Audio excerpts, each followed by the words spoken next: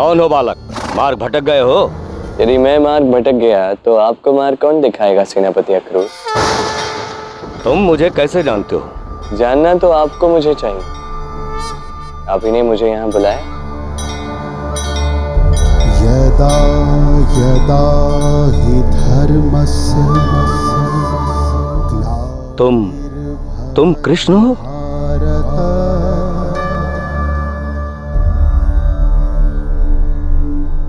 तेजस्वी हो और निडर भी। अवश्य तुम ही वो बालक हो जिसके संदर्भ में आकाशवाणी हुई थी। यदि तुम्हारे हाथों महाराज कंस की मृत्यु निश्चित है, अब तक उनका अंत क्यों नहीं हुआ? तुम छिपके क्यों बैठे हो? समय की चक्की में सब पिसता है। गेहूं की फसल उगने में समय नहीं लगता, किंतु वो काटा तभी जाता है जब वो पकता है। कंस के कर्म पकने में अभी समय शेष है, किंतु उसके पापों का घट भरने में अधिक समय शेष नहीं। उपदेश मत दो बालक। तुम्हारी हत्या करने पर विवश मत करो। आत्मसमर्पण कर दो। मेरा कर्तव्य था आपको सचेत करना, पर आप नहीं माने तो ठीक है। साहस है तो समर्पण करवा के दिखाओ।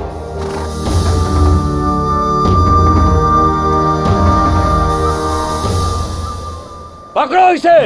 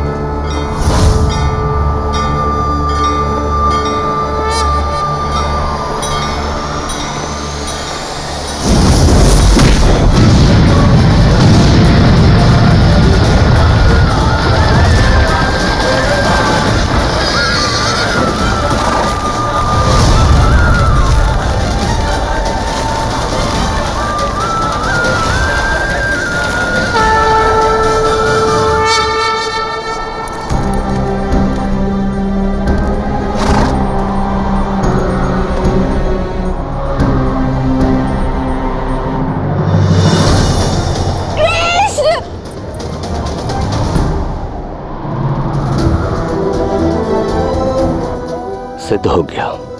आप ही के हाथों महाराज कंस का वध होगा और मैंने भी मेरे लिए आपकी सीख समझ लिया। अब मेरे लिए क्या आज्ञा है प्रभु? जाइए, महाराज कंस तक मेरा ये संदेश पहुंचा दीजिए।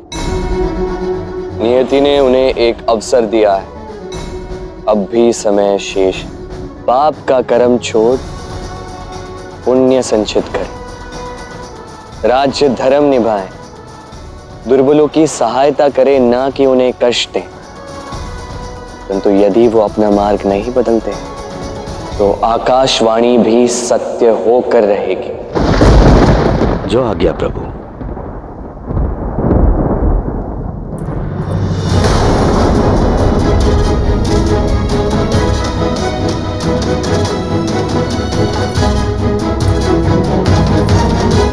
एक बात और स्मरण रहे अक्रूर, गेहूं में लगा घुन गेहूं के साथ ही पिस जाता है। इसलिए यदि आश्रय देने वाला भ्रष्ट है तो आश्रित को शीघ्र ही उससे अलग हो जाना चाहिए, अन्यथा घुन की भांति गेहूं के साथ पिस जाएगा।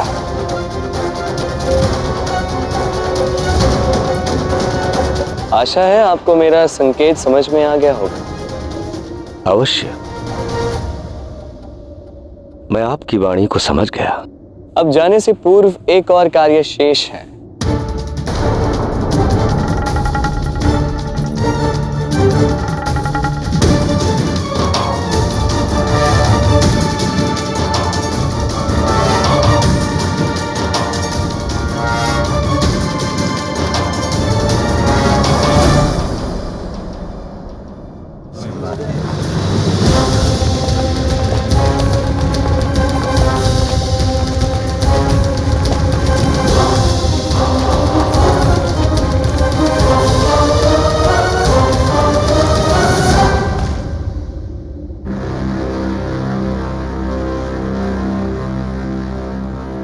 क्या हुआ सेनापति अक्रूर, बिना सेना के युद्ध के लिए ललकार आए? मैं आप सभी लोगों से क्षमा मांगता हूं। जिसने भी हमें यह सूचना दी उसने हमें छला है। हम जिसे खोज रहे हैं वो बालक कृष्ण नहीं है। मैं स्वयं महाराज कंस को यह बात बता दूंगा। आप सभी लोग निश्चिंत रहिए। कृष्ण यहाँ भी नहीं है।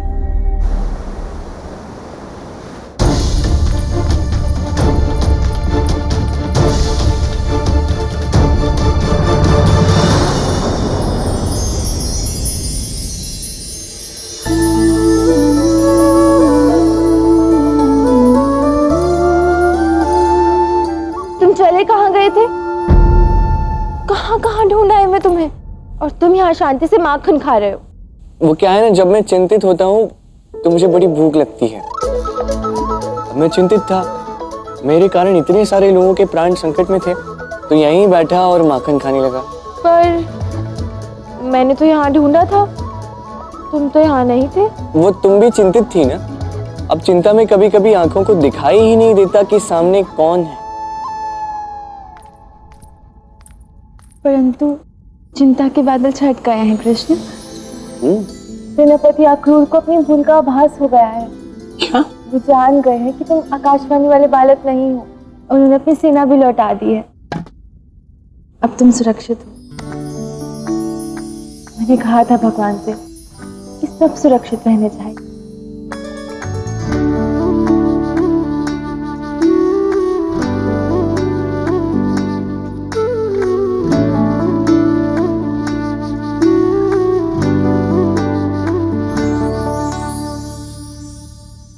लगता है बहुत मन से तुमने अपने मित्र के प्राणों के लिए प्रार्थना की है भगवान से राधा, तभी उन्होंने सुन ली।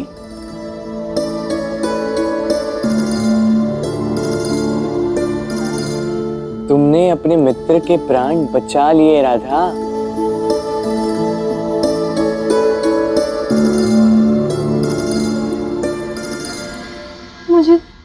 मुझे तुमसे कुछ कहना है कृष्ण। मित्रों और सखाओं में कोई भी हिचक नहीं होनी चाहिए। कहो क्या कहना है? वो मैं तुम्हें कुछ सत्य बताना चाहती हूँ। मैंने तुमसे झूठी मित्रता का नाटक किया।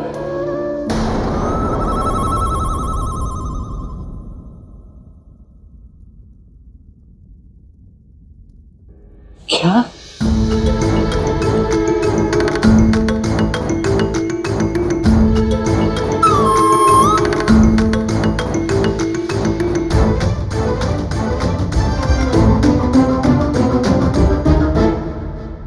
क्यों राधा? क्या भूल थी मेरी? बताओ। वो क्या? मैं क्या? ताकि मैं उस लड़की का नाम जान पाऊं जिससे तुम प्रेम करते हो, और सोचा कि तुम्हारा मित्र बन के जानने में सरलता होगी।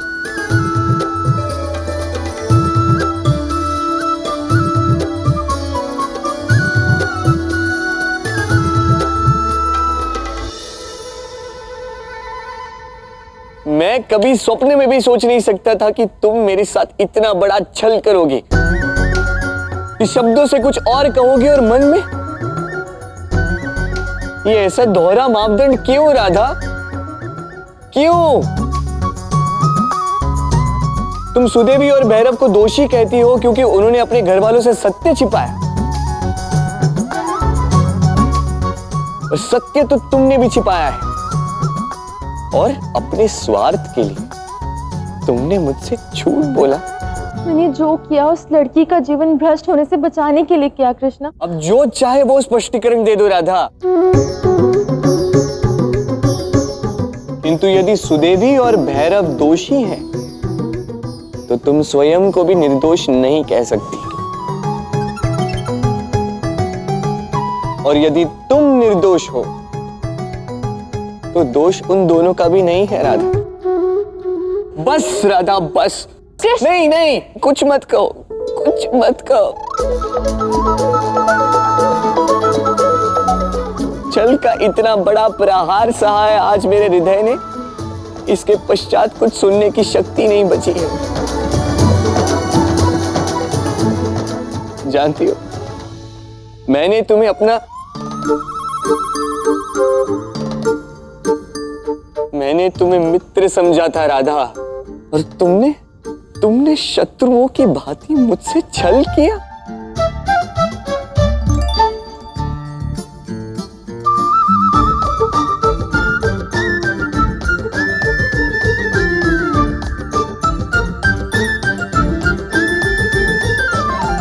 अच्छा हुआ बरसाना और गोकुल वासियों पर से सदा के लिए संकट टल गया।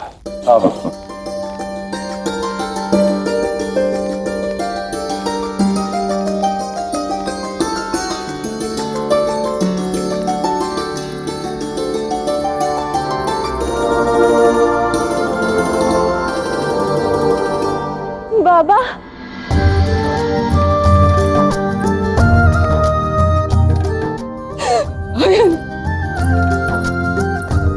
माँ,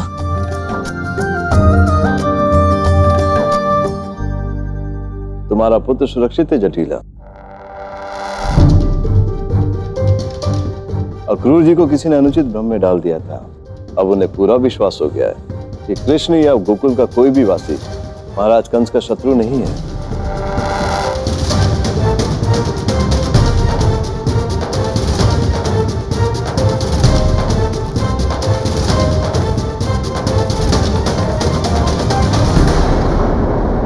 बधाई हो काका। ये तो सब तुम लोगों की प्रार्थनाओं का फल है।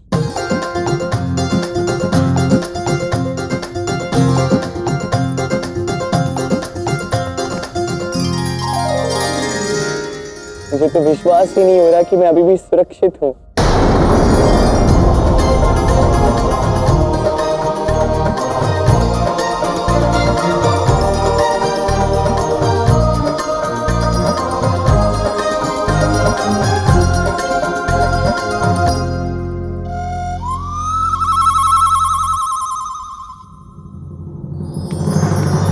सोचा था इस प्रहार से नंद और वृषभान को बिखेर कर रख दूंगी, पर ये तो और एकजुट हो गए।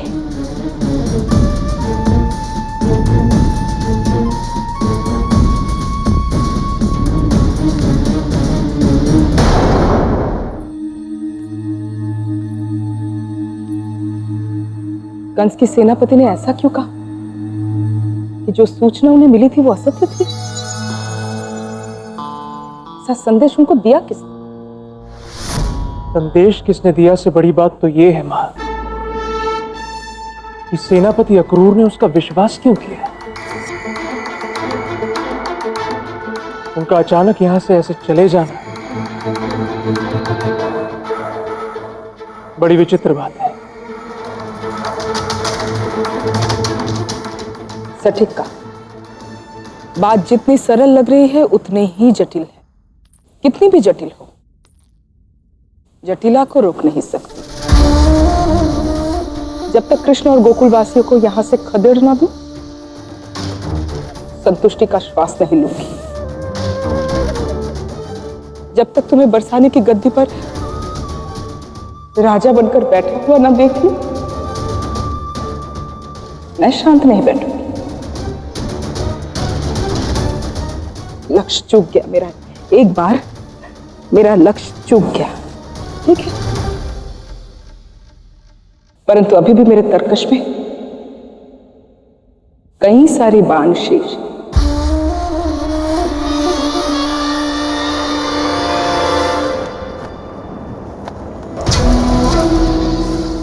महाराज, कृष्ण ने कहा है, यदि आप पाप का मार्ग छोड़कर धर्म के मार्ग पर चलेंगे तो कदाचित वो आकाशवाणी बदल सकती है। पाप का मार्ग छोड़ दो, अर्थात उसने मुझे पापी कहा तुम्हारे सामने, और तुम मौन रहकर सुनते रहे।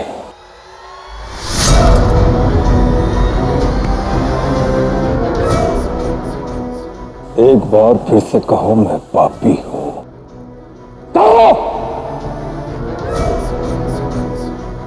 मान्य सभासदों, क्या आप सबको लगता है कि मैं पापी हूं?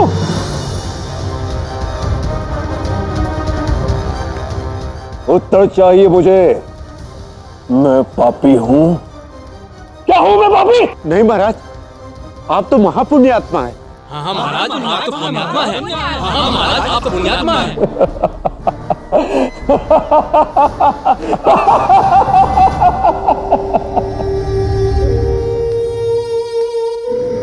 महाचतुर तो आप अवश्य हैं महाराज। आपकी सोच ने उचित स्थान पर लक्ष्य साधा है। यदि वो आकाशवाणी वाला बालक कृष्ण ही है, तो वो अपनी शक्ति का प्रयोग करके अवश्य ही मुझे चेतावनी देगा।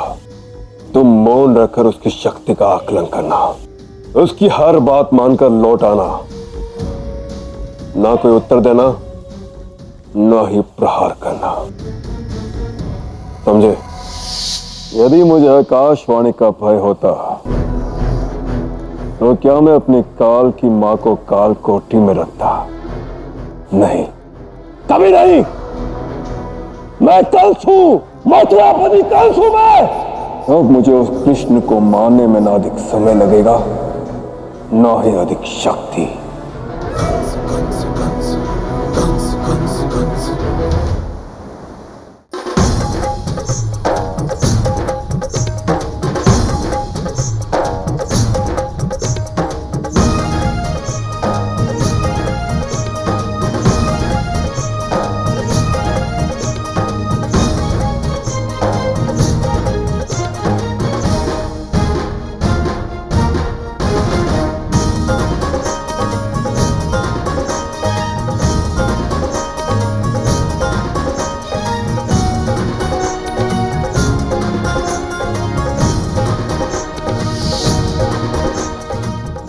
ये लट क्यों खोल दी कान्हा? पहचानने के लिए।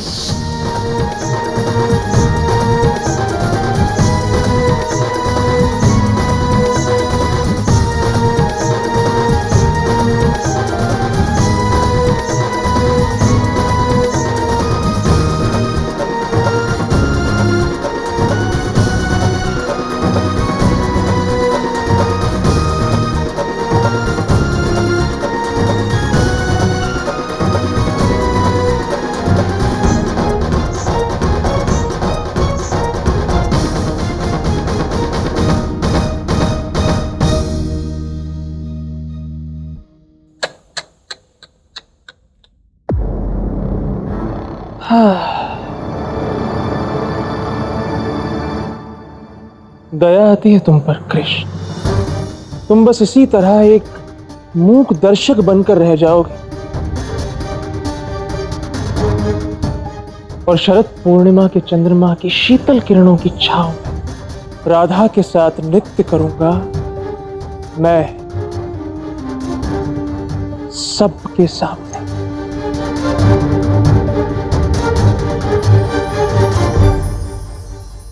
ठीक कहा आपने बड़े भैया। सभी देखते रह जाएंगे, बरसाना वाले, गोकुल वाले और आप भी, जब राधा और मैं एक साथ नृत्य करेंगे।